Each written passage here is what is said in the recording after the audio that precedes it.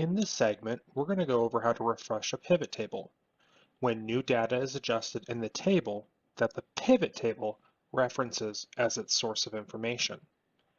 The benefit of creating a table back at the very beginning of these segments was to quickly allow for the table to be updated with new information that could in turn be updated on the pivot table. As new data gets added, overwritten, or removed from the table that we created earlier on, the pivot table references this table from a snapshot in time. As the table is updated, the pivot table is not smart enough to recognize that the source table has been changed. The user must update or refresh the source table to be included in the pivot table. There are multiple ways a pivot table can be refreshed with new information.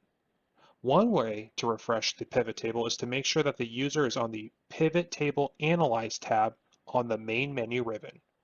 Located in the middle of the Pivot Table Analyze ribbon in the Data quadrant is the Refresh button.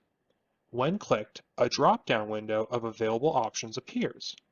To refresh the pivot table, simply click the Refresh option.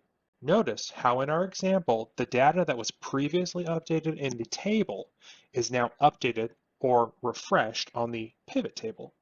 The information increased. As data is updated in the table, it's incredibly important to remember to refresh the pivot table to factor in and account for this new information. Failure to refresh a pivot table when a table has been updated means that the user is working with inaccurate data. Another way to refresh a pivot table is to simply click on the pivot table itself, then right-click and click the Refresh option. Again, there are many different ways to do things in Excel. Stick to whatever is easiest for the user. Always remember to refresh a pivot table when the table that is its source of information has been adjusted in any way.